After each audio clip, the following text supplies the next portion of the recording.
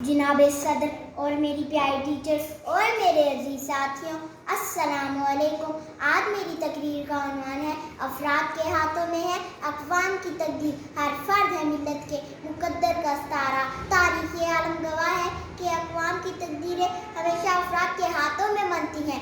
एक फ़र्द पूरे माशरे का अक्कास होता है। फ़र्द की खामी पूरी कौम की खामी समझी जाती है। चुनांचे ज़रूरी हो जाता है कि किसी भी कौम के फ़र्द का किबला व काबा दुरुस्त हो, उस कौम की कोई मंजिल हो, कोई नज़रिया हो, कोई मकसद हयात हो। अगर ऐसा नहीं होगा तो ये कौम नहीं, एक हजूम होगी।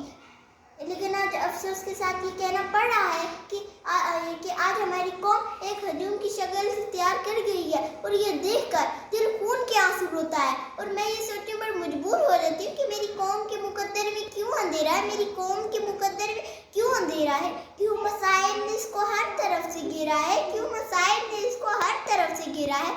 ढूंढे से नहीं मिलता वो कोई मसीहा, ढूंढे से नहीं मिलता वो कोई मसीहा, कहीं भाई कहीं साईं कहीं वडेरा है।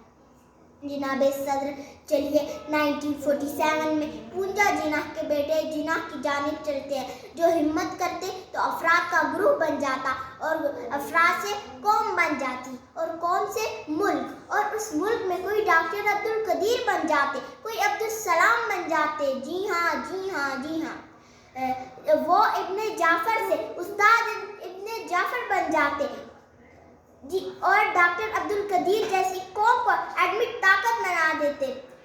ज़रूरत इस बात की है कि ये जो भी काम हम कर रहे हैं वो पूरी खलूस और ईमानदारी के खलूस और ताकत के साथ करें, और अपनी कौम की तकदीर को आसमानों की बुलंदियों तक पहुंचा दें। और मैं पूरा यकीन रखती हूँ कि मेरी वतन का हर फर्द ये करने की सलाहियत रखता है। ये वतन है मेरा, मैं हूँ इस पर फिदा, इस पे रखे खुदा अपनी रहमत सदा। मेरा प्यारा वतन, थैंक यू।